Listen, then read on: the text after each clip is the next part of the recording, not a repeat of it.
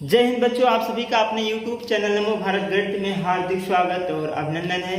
बच्चों, इसके पिछले क्लास में हम पार्ट 4 द्विघात समीकरण पूरा कंप्लीट करवा दिए थे। आज की क्लास में हम एक नया चैप्टर पार्ट 5 समांतर श्रेणी लेके आए हैं आप सबके लिए। तो आज की क्लास में हम आप सबको बताएंगे कि समांतर श्रेणी का परिचय और उनके पर्सनली 5.1 के उदाहरण आज की क्लास में आपको बताएंगे। तो चलिए आज की क्लास शुरू करते हैं। तो बच्चों, सबसे पहले हम जानेंगे कि समांतर श्रेणी क्या होती है, समांतर श्रेणी क्या है, उनके बारे में जान लेते हैं। तो हम उनके बारे में पहले ही लिख दिए हैं ताकि ज़्यादा समय न लगे बताने में, हमारा जो क्लास है ज़्यादा लंबी ना हो, इसलिए हम इसको पहले से लिख दिए हैं। तो सबसे पहले जानते हैं समांतर श्रेणी क्या होती है। हमने लिख दिया है कि संख्याओं की ऐसी सूची जिसमें प्रत्येक पद पहले पद के अतिरिक्त, मतलब पहले पद को छोड़कर, जिसमें प्रत्येक पद अपने पद में एक निश्चित संख्या जोड़ने पर, एक निश्चित संख्या मतलब हर पद में एक ही निश्चित संख्या जुड़ी होनी चाहिए। जैसे अगर 2 जोड़ रहे हैं तो सब में 2 ही जुड़े होने चाहिए, 3 जोड़ रहे हैं सब में 3 ही, अलग अलग ना हो। तो अपने पद में एक निश्चित संख्या जोड़ने पर प्राप्त होता है, उसे क्या कहते हैं, समांतर श्रेणी कहते हैं। मतलब संख्याओं की ऐसी सूची जिसमें प्रत्येक पद अपने पद में एक निश्चित संख्या जोड़ने पर प्राप्त होती है, उसे क्या कहते हैं, समांतर श्रेणी कहते हैं। समांतर श्रेणी को इंग्लिश में कहते हैं अरिथमेटिक प्रोग्रेशन, इसलिए इसे क्या कहते हैं, संक्षिप्त में एपी लिखते हैं। A for arithmetic, P for progression, ठीक है। तो इसे लिखते हैं शॉर्टकट में, क्या लिखेंगे, संक्षिप्त में एपी लिखेंगे।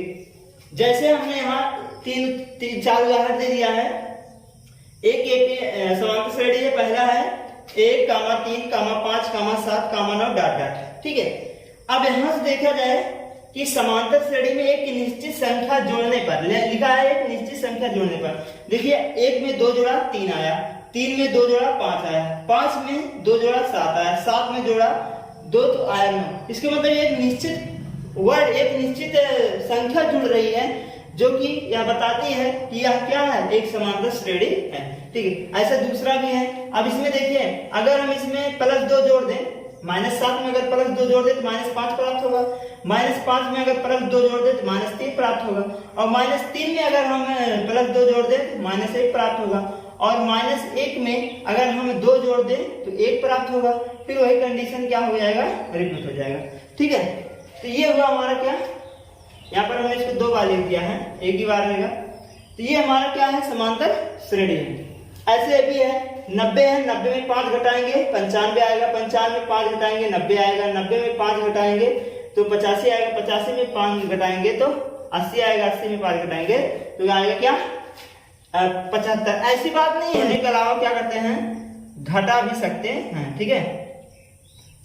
क्या कर सकते हैं, घटाने पर भी हम क्या कर सकते हैं, प्राप्त कर सकते हैं समांतर श्रेणी को, और जोड़ने पर भी हम समांतर श्रेणी को प्राप्त कर सकते हैं। ऐसे 3 में देखिए, यहाँ पर 3 3 3 लिखा है, इसके मतलब सब में 0 0 0 जोड़ने पर हमको क्या प्राप्त होगा, 3 मतलब 3 ही प्राप्त होगा, जो कि ये क्या है, ये भी क्या है, समांतर श्रेणी है, ठीक है। यहाँ पर कंफ्यूज मत होइएगा, सेम संख्या भले दिख रही है लेकिन ये क्या है, समांतर श्रेणी, क्योंकि सब में 0 0 ही जुड़ रहा है, ठीक है। तो ये हुआ समांतर श्रेणी। ये तो आपको अच्छे से समझ में आ गई होगी। तो चलिए अब देखते हैं सर्वांतर क्या है। सर्वांतर क्या होता है, वह निश्चित संख्या जिसे जोड़ने पर सूची की अगली संख्या प्राप्त होती है, ठीक है ना। वह संख्या जिसे जोड़ने पर सूची की अगली संख्या प्राप्त होती है। देखिए इसमें 1 जोड़े थे, 2 जोड़े थे, 3 प्राप्त हुआ, फिर 3 जोड़े थे, 2 प्राप्त हुआ। क्या जोड़ रहे हैं, 2 जोड़ रहे हैं, वो निश्चित संख्या है, वही हमारी क्या होती है, सर्वांतर होती है, डी होती है। तो ये बोला है कि वह निश्चित संख्या जिसे जोड़ने पर सूची की अगली संख्या प्राप्त होती है, उसे सर्वांतर कहते हैं। और सर्वांतर को इंग्लिश में क्या कहते हैं, कॉमन डिफरेंस। डिफरेंस मतलब अंतर होता है। इसे संक्षिप्त में क्या कहते हैं, स्मॉल डी से लिखा जाएगा। संक्षिप्त में क्या लिखेंगे, स्मॉल डी से लिखेंगे, ठीक है। संक्षिप्त में स्मॉल डी से लिखा जाएगा। और एक चीज, सर्वांतर जो होता है वह धनात्मक, ऋणात्मक, शून्य कोई भी हो सकता है, उसमें कोई दो राय नहीं है, ठीक है ना। अब जैसे हमने एक उदाहरण लिया 1 3 5 7 9, अगर इसमें सर्वांतर पूछा जाए तो देखिए, जैसे अगर हमको डी निकालनी है तो यहाँ से देखिए, एक में हमने क्या जोड़ा, 2 जोड़ा, तब हमको क्या मिला, 3 मिला। अब 3 में हमने क्या जोड़ा, 2 जोड़ा, तब हमको 5 मिला। ऐसे 5 में हम 2 जोड़ेंगे 7 मिलेगा, ऐसे 7 में हम 2 जोड़ेंगे 9 मिलेगा। तो हम क्या जोड़ रहे हैं, एक निश्चित संख्या 2 जोड़ रहे हैं, और यही 2 हमारा क्या है, सर्वांतर है, डी है। क्लियर।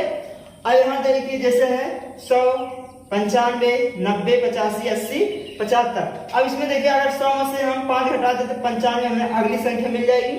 अगर 95 में से हम 5 घटा दे तो हमको अगली संख्या मिल जाएगी। अगर 90 में से 5 घटा दे तो हमको क्या मिल जाएगी, अगली संख्या 85 मिल जाएगी। तो इसका मतलब एक निश्चित संख्या हम घटा रहे हैं, क्या घटा रहे हैं, 5 घटा रहे हैं, तो हमारा सर्वांशम क्या हो जाएगा, -5 हो जाएगा। ये बात समझ में आई। तो जो निश्चित संख्या घटाई जाती है या जोड़ी जाती है वही हमारा क्या होता है, सर्वांगम डी होती है, ठीक है। अब देखिए प्रथम पद क्या है, प्रथम पद, तो संख्या की सूची की प्रथम संख्या को, जो सूची है एपी की समांतर श्रेणी का जो सूची है उसका जो प्रथम पद होता है, ये प्रथम संख्या होती है, वही हमारी प्रथम पद कहलाती है।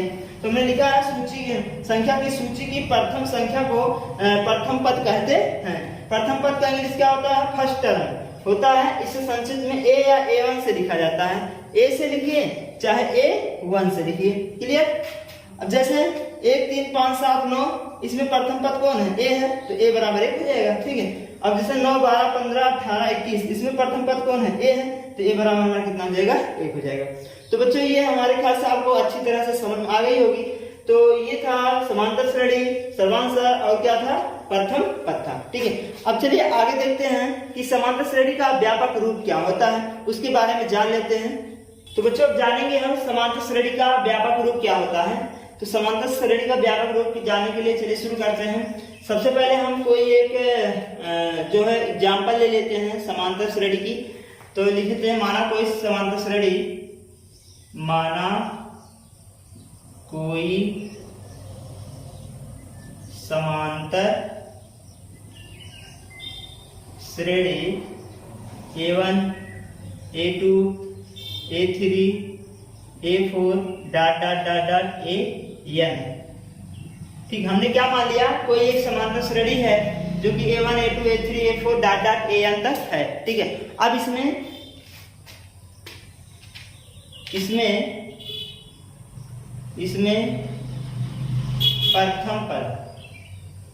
प्रथम पद A1, दूसरा पद A2 और तीसरा पद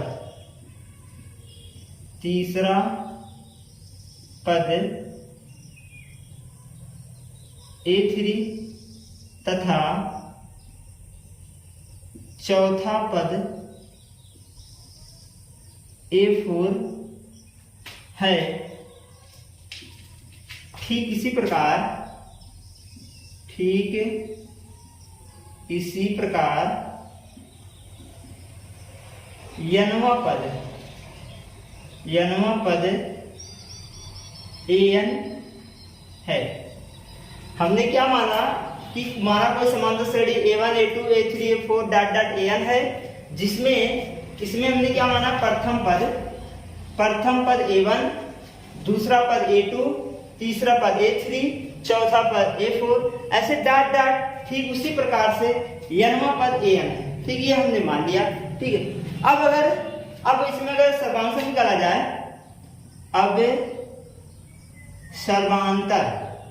अगर इसका सर्वांतर निकाला जाए, इसका क्या निकाला जाए, सर्वांतर निकाला जाए, तो सर्वांतर कैसे निकलता है, D बराबर क्या करते हैं, अगले वाले संख्या में से अगले वाले संख्या को घटा देते हैं। कैसे घटाएंगे, A2 माइनस A1 क्या हो जाएगा, D बराबर A2 माइनस A1। और आगे निकालें तो D बराबर A3 माइनस A2, और आगे निकालें तो 3 में से 2 हटेगा, D बराबर A4 माइनस A3। ठीक है, A2 minus A1, A3 minus A2, A4 minus A3। ऐसे डॉट डॉट अगर हम निकालते जाएं तो हमारा d बराबर जो आएगा क्या आ जाएगा,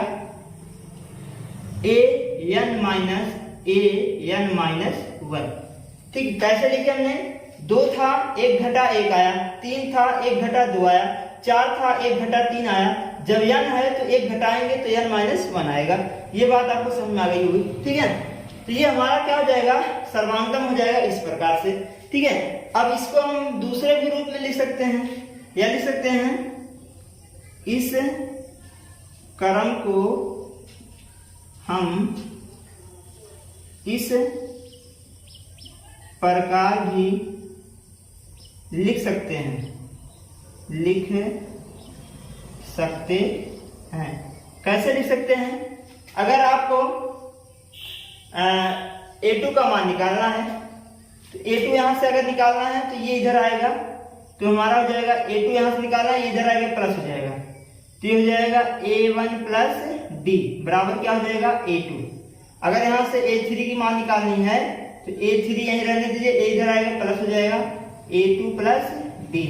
अगर यहां से हमको a4 की मान निकालनी है तो ये इधर आएगा, तो जाएगा a3 प्लस d। और डॉट डॉट डॉट डॉट अगर हमको an की मान निकालनी है, किसकी मान, an की मान निकालनी है, तो ये हो जाएगा an-1 और प्लस का d। हो जाएगा कि नहीं, होगा ना। यहाँ से अगर d को हम इसको इधर पक्षांतर कर दे तो प्लस हो जाएगा। क्लियर, इसको हमने इस प्रकार से भी क्या कर सकते हैं, लिख सकते हैं। अब इससे हमको स्पष्ट क्या होती है वो लिख देते हैं। इससे क्या स्पष्ट होती है, इससे स्पष्ट होती है, इससे स्पष्ट होती है कि यदि प्रथम पद a और सर्वांतर d ज्ञात हो जाता है तो हम समांतर श्रेणी को पूर्णतः लिख सकते हैं।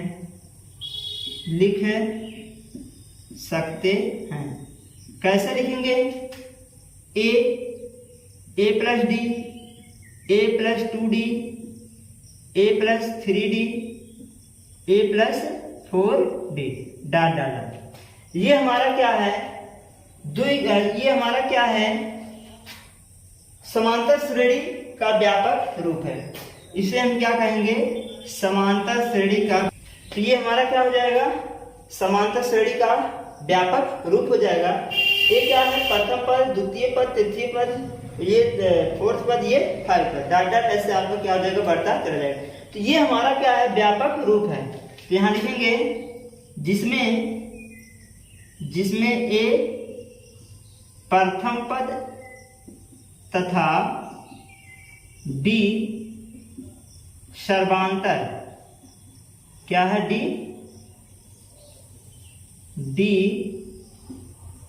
सर्वांतर है। इसे ही समांतर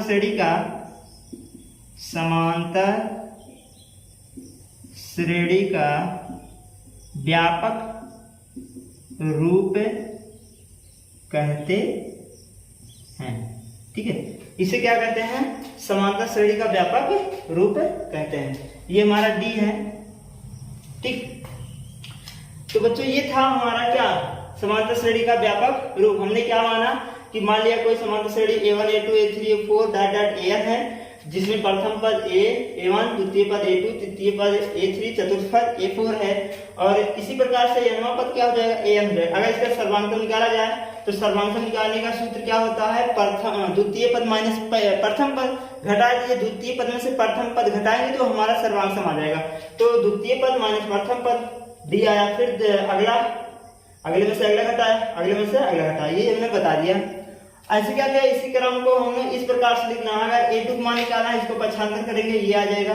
a3 का मान निकालना है, इसको पक्षांतर करेंगे, ये आ जाएगा। a4 का मान निकालना है, इसको पक्षांतर करेंगे तो ये आ जाएगा। ठीक है, ऐसे ये n वां पद भी आ जाएगा। ठीक, अब इससे स्पष्ट क्या होता है कि यदि आपको प्रथम पद और n वां पद ज्ञात हो जाता है, प्रथम पद और सर्वांकन d ज्ञात हो जाता है, तो हम पूर्णतः समांतर श्रेणी को इस प्रकार से लिख सकते हैं, a plus d, a plus 2d, a plus 3d, a plus 4d, जो कि हमारा क्या है, समांतर श्रेणी का क्या व्यापक रूप है।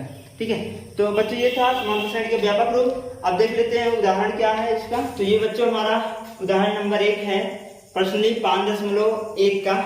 इसमें क्या बोला है, समांतर श्रेणी 3/2, कामा 1/2, कामा -1/2, कामा -3/2 के लिए प्रथम पद a और सर्वांतर d ज्ञात कीजिए। a ज्ञात करना और d ज्ञात करना है। तो चलिए देखते हैं हम कैसे ज्ञात करते हैं। सबसे पहले आपको पता होगा कि हमने बताया है कि प्रथम पद ही क्या है, प्रथम सूची का समांतर श्रेणी के सूची का प्रथम संख्या ही प्रथम पद होती है।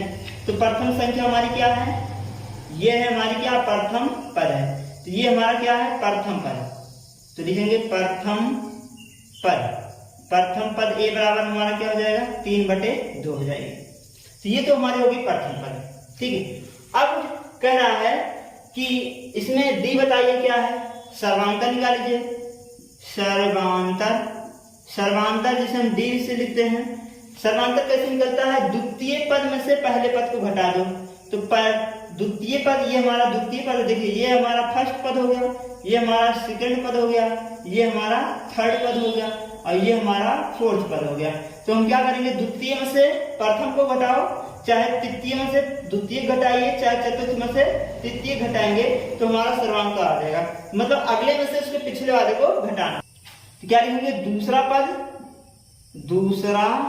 पद माइनस प्रथम पद। क्या लिखेंगे, प्रथम पद, दूसरा पद क्या है, 1/2 है, और ये हमारा प्रथम पद क्या है, 3/2 है। इसको घटा दीजिए, 2 एलसीएम हो गया, आएगा 1 - 3। ठीक, घटाएंगे तो आएगा कितना, -2 कितना 2। 3 में से घटाएंगे -2, तो ये कैंसिल होगा तो आएगा -1। तो इसका सर्वांश कितना आ गया, -1 आ गया। ये हमारा एक आंसर ये हो जाएगा और एक आंसर हमारा ये हो जाएगा। ठीक, तो इसको हम इस प्रकार से हल करेंगे। समझ में आया। अब अगला उदाहरण देखते हैं, उदाहरण नंबर 2। तो बच्चों ये उदाहरण नंबर 2 है। इसमें कह रहा है संख्याओं को निम्नलिखित सूचियों में से कौन कौन से क्रम एपी में है, मतलब समांतर श्रेणी में है या नहीं। यदि एपी में है तो उस क्रम क्या करेंगे, उस अनुक्रम के अगले 2 पद ज्ञात कीजिए। पूछ रहा है ये जो 4 क्वेश्चन दिए हैं, इसमें ये कौन कौन से एपी में है, मतलब समांतर श्रेणी में है, और कौन कौन से समांतर श्रेणी में नहीं है। अगर समांतर श्रेणी में है तो उनके 2 पद और आगे लिखिए क्या हो सकते हैं। ठीक है, तो चलिए पहले सॉल्व करते हैं। सबसे पहले हम यहाँ निकाल लेते हैं प्रथम पद। ठीक है, ये हमारा प्रथम पद a बराबर कितना है, 4। a बराबर हमारा क्या है, 4 है, ये हमारा प्रथम पद है। और दूसरा पद अगर पूछें, इसको हम a1 से लिख देते हैं। a1 हमारा प्रथम पद, a2 क्या है, दूसरा पद हमारा क्या है, 10 है। ठीक है, और a3 कितना है, 16 है, और a4 कितना है, 22 है।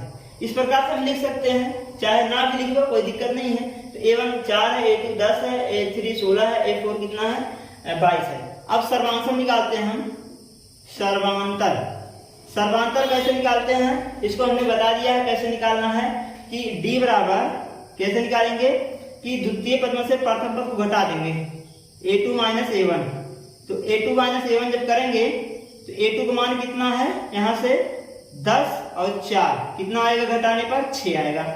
और अगर निकालें हम a3 - a2 निकालें, a3 - a2 मतलब अगले पद में से अगले वाले पद को घटाएंगे, तो ये a3 कितना है, 16 है, और a2 कितना है, 10 है, तो आएगा कितना, 6। अगला अगर निकालें a4 - a3 तो आ जाएगा a4 22 है, और a कितना है, 16 है, तो 6 6 12 6 आएगा। इसमें सर्वांशम कितना आ रहा है, बराबर आ रहा है। इसका मतलब सर्वांशम क्या है, बराबर है। तो हमारा d क्या आ गया, 6 आ गया। d कितना आया, 6। अब अगर आपको अगला पद निकालना है, अगला 2 पद, अगला दो पद। अगला दो पद क्या हो जाएगा हमारा, 22 था, 6 जोड़िए तो ये हमारा हो जाएगा 22 प्लस 6 बराबर कितना आ जाएगा, 28 आ जाएगा। फिर 28 जो आया है, 28 प्लस 6 जोड़ेंगे तो हमारा कितना आ जाएगा, 34 आ जाएगा। 36 कितना आ जाएगा, 8 से 14 34 आएगा। कितना आ जाएगा, 28 में 6 जोड़ेंगे कितना आ जाएगा, 34 आ जाएगा। तो हमारा अगला दो पद क्या हो गया, 28 हो गया और कितना हो गया, 34 हो गया। ठीक है, ये हो गया हमारा अगला दो पद। अब चलिए अगला क्वेश्चन देखते हैं, इसको भी हल कर लेते हैं। सबसे पहले प्रथम पद a1 बराबर कितना, 1, a2 बराबर कितना, -1, a3 बराबर कितना, -3 और a4 बराबर कितना, -5। ये हमारा a1 a2 a3 आ गया। अब d निकालेंगे। d कैसे निकालते हैं, d कैसे निकालेंगे, अगले में से अगले घटाइए, a2 - a1 बराबर, हल कर लीजिए। a2 कितना है, -1 है और माइनस ये भी होगा -1 आया, कितना -2 आ गया। माइनस चिन्ह पहले से था और एक पहले से था, -1 -2 आ जाएगा। अगला निकाल लीजिए, a3 - a2, a3 कितना है, -3 है और a2 कितना है, a2 हमारा -1 है और माइनस पहले से सूत्र में है तो ये हो जाएगा, ये माइनस माइनस प्लस हो जाएगा, 3 में से 1 घटाएंगे तो आएगा -2। क्लियर। अगला अगर निकालें तो a4 - a3, तो a4 हमारा कितना, -5 है और a3 हमारा कितना, -3 है। ये भी जब घटाएंगे आएगा तो -2। इसका मतलब इसमें सर्वांशम कितना आया, 2 आया। ठीक है, सर्वांतर d बराबर कितना आ गया, 2 आ गया, -2 आ गया। अब अगला पद कितना हो जाएगा, अगला दो पद, अगला दो पद कितना हो जाएगा, इसी में जोड़ दीजिए। -5 था 4 तक तो -5 और प्लस कितना जोड़ेंगे, -2 जोड़ेंगे तो आएगा कितना, -7। और अगला पद 2 बतानी है, एक ये हो गया तो -7 में से -2 जोड़ेंगे तो आ जाएगा -9, 7 2 9। तो हमारा दो पद ये हो जाएगा। ये अगर सर्वांशम देखिए सेम है तो लिखेंगे क्या, यह क्या है, एपी में है, एपी में है मतलब समांतर श्रेणी में है, ये भी लिख देंगे, यह एपी में है, क्या है, समांतर श्रेणी में है। ठीक है, तो चलिए अगला क्वेश्चन देख लेते हैं। क्वेश्चन नंबर 3 देखते हैं। a1 बराबर कितना, -2, a2 बराबर कितना, 2 और a3 बराबर कितना, -2 और a4 बराबर कितना, 2 हो जाएगा और a5 बराबर कितना है, -1 है। अगर d निकाला जाए तो a2 - a1 होता है, a2 का मान कितना है, 2 है, -2 है और a2 का मान कितना, a2 का मान कितना है, 2 है और a1 का मान कितना, -2 है। तो ये आ गया प्लस का 4। अगला निकाले अगर तो a3 - a2, a3 - a2, a3 के मान कितना है, a3 का मान कितना है, -2 और a4 का मान कितना है, a2 का मान कितना है, 2 है तो -2। ये आ गया कितना, -4 आ जाएगा, कितना आ जाएगा, -4। अगर अगला निकालें a4 - a5, a5 - a4, तो a5 का मान कितना है, a5 का मान -1 है और -a4 का मान कितना है, a4 का मान है यहाँ पर 2। ठीक है, तो आएगा 2। तो ये घटाएंगे, ये जब जोड़ेंगे तो आएगा -3। यहाँ पर देखिए सब अलग आ रहा है, 4 आ रहा, -1 आ रहा, -3। इसका मतलब d यहाँ लिखेंगे, d समान ना होने के कारण यह एपी में नहीं है, एपी में नहीं है। तो यहाँ लिख देंगे d समान ना होने के कारण यह एपी में नहीं है।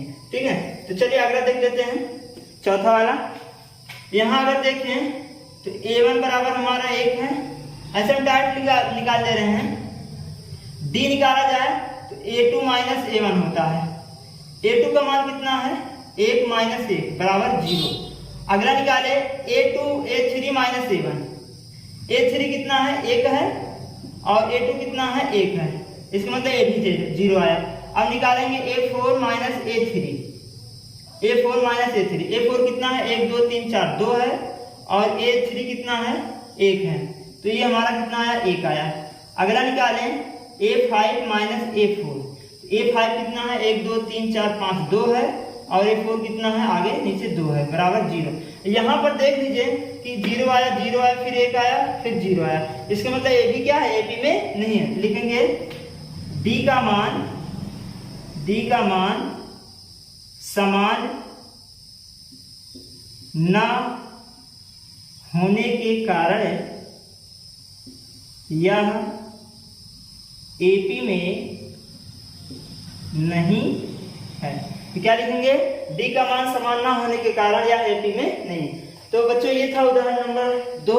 तो पर्सनली 5.1 में जो है 2 उदाहरण थे, दोनों हमने कंप्लीट करा दिया। तो बच्चों आज की क्लास बस यहीं तक। अगर ये क्लास आपको अच्छा लगा हो तो लाइक, सब्सक्राइब और अपने दोस्तों के साथ शेयर करें और कमेंट में अपना कमेंट जरूर लिखें, क्योंकि आपके कमेंट से हमें जो है मोटिवेशन मिलता है, पढ़ाने का जो है इच्छा।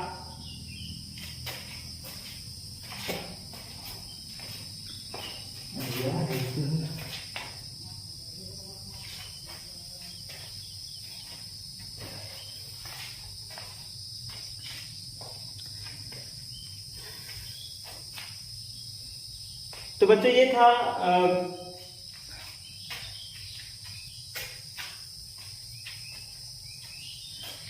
था उदाहरण नंबर 2, जो कि पर्सनली 5.1 में उदाहरण नंबर 2 थे और उसको हमने पूरा करवा दिया है। तो अगर ये क्लास आपको अच्छा लगा हो तो लाइक, सब्सक्राइब और शेयर करें।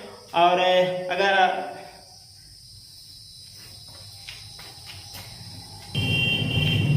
तो बच्चों ये था उदाहरण नंबर 2 पर्सनली 5.1 का, जिसमें 2 उदाहरण थे, हमने दोनों कंप्लीट करा दिया।